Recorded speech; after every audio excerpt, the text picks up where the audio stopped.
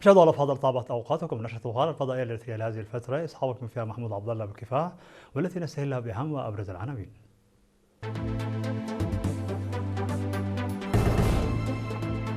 مسؤول الشؤون التنظيمية في الجبهة الشعبية يعقد ندوة للمشاركين في مهرجان الإريتريين في الولايات المتحدة. إحياء اليوم العالمي للرضاعة الطبيعية على مستوى البلاد في أسمرة. وزارة الخارجية تنظم أنشطة نفير في منطقة بيت قرقيش.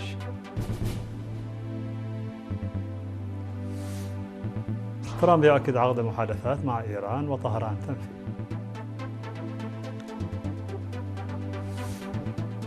استئناف التجارة الحدودية بين الهند والصين بعد توقف دام 6 سنوات. واشنطن توقع اتفاقية لزيادة مكونات أنظمة الصواريخ باتريوت الاعتراضية.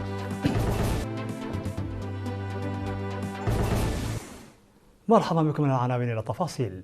عقد مسؤول الشؤون التنظيمية في الجبهة الشعبية للديمقراطية والعدالة السيد يوسف سايق ندوة للمشاركين في الدورة 52 لمهرجان الإريتريين المقيمين في الولايات المتحدة الأمريكية. وركزت الندوة على الأوضاع الراهنة في البلاد في ضوء التطورات الإقليمية والدولية، حيث أوضح أن الشعب الإريتري بفضل وحدته الوطنية والقيم التي ترسخت خلال سنوات الكفاح الطويلة تمكن من تجاوز مراحل متعددة من التحديات والصمود، مما مكن إريتريا من أن تصبح قوى السلام قادرة على الإسهام في تعزيز الأمن والاستقرار في منطقة القرن الإفريقي والبحر الأحمر. وأضاف أن التحديات التي تواجه البلاد في ظل التحولات الدولية وعدم الاستقرار في منطقة القرن الإفريقي ليست بالسهلة، إلا أن الإنجازات التي تحققت والفرص المتاحة تهيئ الظروف لمواصلة مسيرة التنمية بدعم من المشاركة الفاعلة للإريتريين في الداخل والخارج. هذا وانعقد المهرجان السنوي 52 للإريتريين المقيمين في الولايات المتحدة تحت شعار صمودنا ضماننا، بمشاركة عشرات الآلاف من المواطنين وأصدقاء إريتريا خلال الفترة من 31 من يوليو وحتى 3 من أغسطس في مدينة دالاس بولاية تكساس.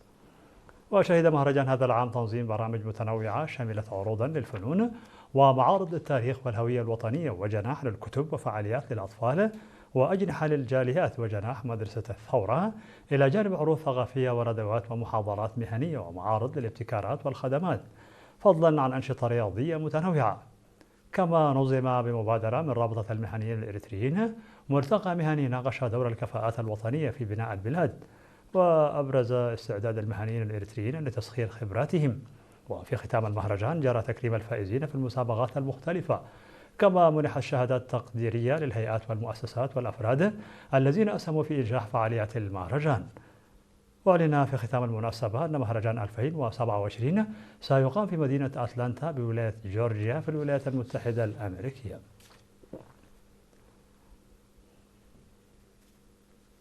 تم اليوم 4 من أغسطس إحياء اليوم العالمي للرضاعة الطبيعية على مستوى البلاد في العاصمة أسمرة، تحت شعار الرضاعة الطبيعية هي الضمان الأول لصحة الأطفال، فلنستمر فيها لأكثر من عامين.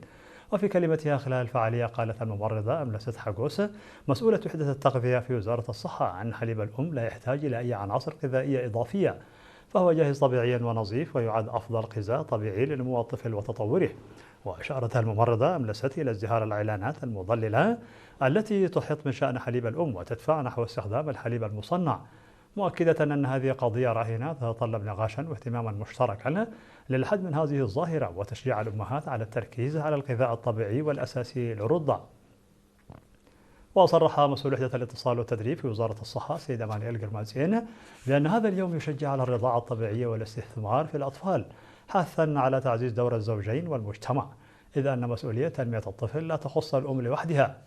وشهدت المناسبة التي أدارتها جمعية الأطباء الإريتريين حول حليب الأم ورشة عمل ركزت على أسباب الفطام المبكر ودور الآباء في الرضاعة الطبيعية.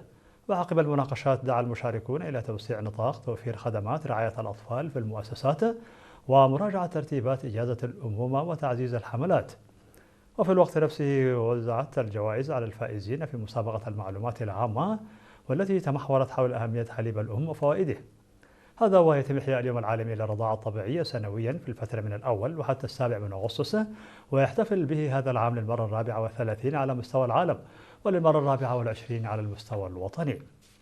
نظمت وزارة الخارجية في 3 أغسطس أنشطة نفير في منطقة بيت قرقيش، وتضمنت أعمال النفير حفر قنوات متدرجة بطول 300 متر لقرص الشتول. وأشار المشاركون إلى أن مثل هذه الأنشطة المتعلقة بقرص شتول الأشجار والحفاظ على المياه والتربة تساهم بشكل كبير في مكافحة التغير المناخي وتحقيق الاستقرار البيئي، وحثوا على مواصلة تلك الجهود.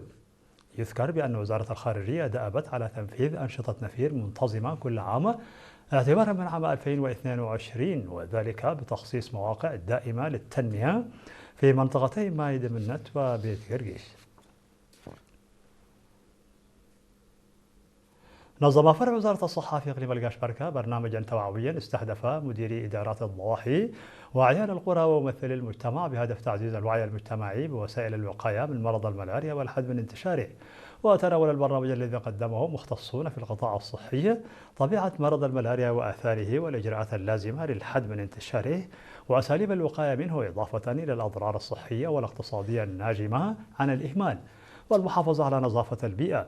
وأوضح مسؤول الخدمات الصحية في مديرية شامبوقو الممرض تولي ميكيل أن المديرية تعد من المناطق المعرضة لانتشار الملاريا، مشيرا إلى أن حملات التوعية والأنشطة التثقيفية ستتواصل بالتعاون مع الشركاء. وأكد أن خفض معدلات الإصابة بالملاريا إلى أدنى المستويات يتطلب تضافر جهود جميع أفراد المجتمع، مشددا على أهمية الاستخدام المنتظم للناموسيات على مدار العام وردم وتجفيف البرك والمستنقعات ومصادر المياه الراكدة التي تشكل بيئة مناسبة لتكاثر الباعوض الناقل للمرض.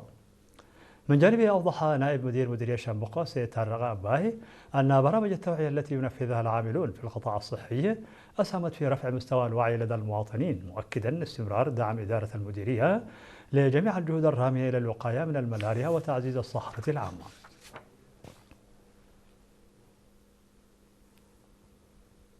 قدمت شرطة مدينة كانن برنامجا توعويا استهدف أكثر من 1600 طالب وطالبة من المشاركين في حملة الطلاب الصيفية التنموية والموزعين على 3 مواقع عمل، وذلك خلال الفترة من 30 من يوليو وحتى 3 أغسطس بهدف تعزيز الوعي القانوني. وتناول البرنامج عددا من الموضوعات شملت رسالة وأهداف الشرطة وأهمية التعليم وآثار التسرب المدرسي إلى جانب الإيجابيات والسلبيات المرتبطة باستخدام وسائل التكنولوجيا، إضافة إلى مخاطر السلوكيات والعادات الضارة وانعكاساتها على الفرد والمجتمع. وأوضح قائد مركز الشرطة الثاني بمدينة كرن الرقيب بإمنة كبرام أن الهدف الأساسي من هذه المحاضرات يتمثل في توعية الطلبة بأهمية الالتزام بالقانون والتحلي بالأخلاق الحميدة بالتوازي مع مشاركتهم في أعمال التنمية. من جانبهم أعرب الطلبة المشاركون عن تقديرهم لهذه المبادرة، مؤكدين أهمية استمرار تنظيم مثل هذه البرامج التوعوية.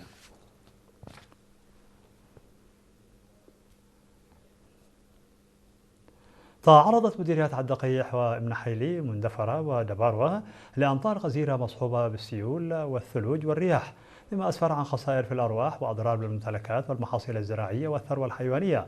ووفقا للمعلومات الواردة فقد شهدت منطقة ماي شالوت التابعة لإدارة ضاحية كودوفلاسي في مديرية مندفرة يوم 2 أغسطس شهدت أمطارا غزيرة تسببت في إلحاق أضرار بمبنى الكنيسة وعدد من الأشجار المعمرة. وأفادت التقارير بأن الحادث أدى إلى تلف مخطوطات دينية قديمة إلى جانب عدد من المقتنيات الكنسية، كما تعرض سور الكنيسة للانهيار بحسب ممثل المنطقة. وفي مديرية ابن حيلي تسببت أمطار مصحوبة بعواصف بردية هطلت يوم 29 من يوليو على منطقة عدي غوسي في انهيار جدران واقتلاع أسقف عدد من المنازل والمسجد، كما أصيب طفلان بجروح، إضافة إلى تسجيل أضرار في الأراضي الزراعية. وفي مديرية دبار تعرضت قرى أمادر وهركود وعدي قرد يوم 27 من يوليو لأمطار غزيرة مصحوبة بالثلوج أسفرت عن أضرار جزئية في المحاصيل الزراعية. وفي مديرية عد قيح شهدت منطقة مايني هوغ يوم 9 من يوليو أمطارا مصحوبة بالرياح والثلوج أدت إلى وفاة طفلتين تبلغان من العمر 9 و12 عاما بعدما جرفتهما السيول أثناء رعي الماشية، كما نفقت 55 رأسا من الماشية. ودمرت السيول نحو 360 هكتارا من الأراضي الزراعية، إضافة إلى تضرر 3 منازل سكنية وفقا للمعلومات الواردة. مشاهدينا الأفاضل، كانت هذه الأخبار الداخلية. فاصل قصير ونوافيكم بالأخبار العالمية. قمان.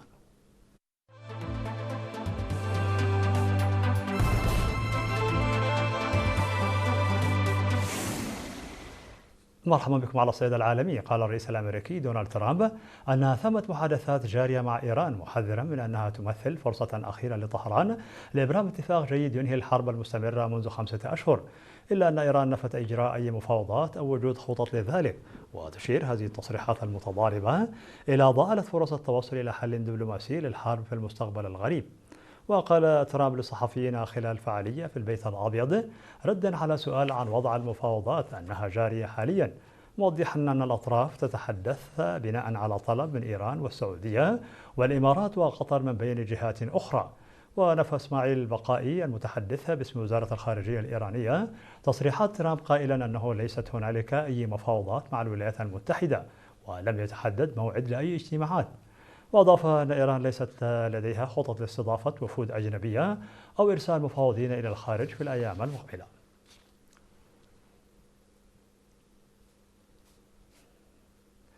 استأنفت الهند والصين رسميا التجارة عبر الحدود من خلال ممر ناثولا في ولاية سيكيم بعد توقف دام 6 سنوات، مما يمثل خطوة جديدة في الجهود المبذولة لتطبيع العلاقات وتعزيز التعاون الاقتصادي الثنائي. واستأنفت التجارة عبر ممر ناثولا الذي كان جزءا من طريق الحرير القديم بعد أن اتفق البلدان على إجراءات الرقابة والتشغيل. وسيفتح معبر ناثولا الحدودية التجارية من مايو إلى نوفمبر من كل عام. وأعلنت حكومة ولاية سيكيم عن تحديث نقاط التفتيش المشتركة في المنطقة الحدودية وتعزيز الإجراءات الأمنية. كما تم تعزيز قوات الشرطة بما في ذلك نشر وحدة نسائية لأول مرة على الحدود مع التبت. ينظر إلى إعادة فتح طريق ناثولا التجاري على أنه تطور إيجابي في العلاقات بين الهند والصين. فبعد اشتباكات وادي قلاون عام 2020 عقد الجانبان جولات عديدة من المحادثات العسكرية والدبلوماسية، محققين بعض التقدم في سحب القوات من عدة نقاط توتر.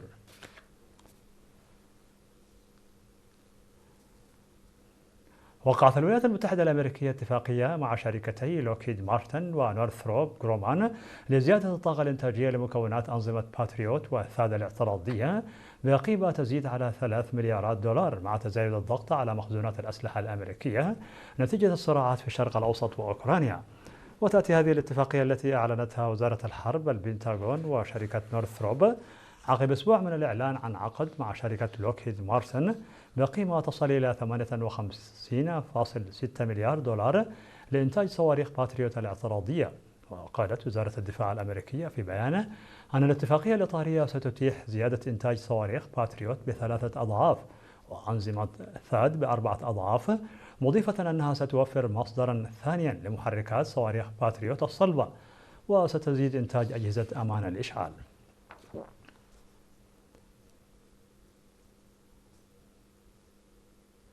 في الخبر الأخير قالت إحدى منظمات الإنقاذ ومسؤول شرطة محلي في باكستان أن ما لا يقل عن 17 شخصا قتلوا فيما يشتبه بأنه تفجير انتحاري وقع أمام مركز للشرطة في شمال غربي البلاد. ووقع الانفجار في كابل بمنطقة سوات الواقعة بإقليم خيبر بختونخوا. وكان هنالك تجمع لمؤيدين للشرطة من السكان في كابل، لكن لم يتضح بعد ما إذا كان الهجوم يستهدف هذا التجمع. وأعلنت حركة طالبان الباكستانية المتشددة في بيان مسؤوليتها عن الهجوم وفقا لما ذكرته وكالة رويترز للأنباء. وتصاعدت أعمال العنف في المناطق الحدودية الباكستانية بنحو حاد في الأشهر القليلة الماضية، مستهدفة في الأساس الجيش والشرطة. وتلقي الحكومة الباكستانية المسؤولية على حركة طالبان الأفغانية في هذا التصعيد، متهمة إياها بتقديم الدعم للمسلحين، وتنفي حكومة طالبان هذه الاتهامات.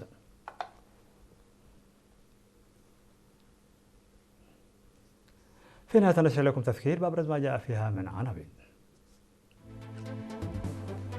مسؤول الشؤون التنظيمية في الجبهة الشعبية يعقد ندوة للمشاركين في مهرجان الإريتريين في الولايات المتحدة.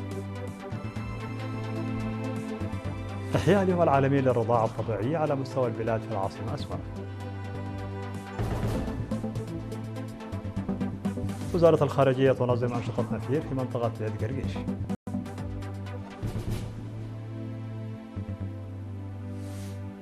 ترامب يؤكد عقد محادثات مع إيران وطهران تنفي.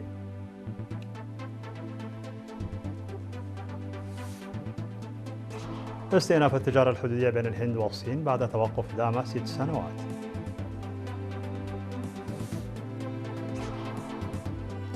واشنطن توقع اتفاقية لزيادة مكونات أنظمة الصواريخ باتريوت الاعتراضية. مشاهدينا الأفاضل، بهذا نكون قد وصلنا بكم إلى نهاية النشرة. شكرا على حسن المتابعة، دمتم بألف خير.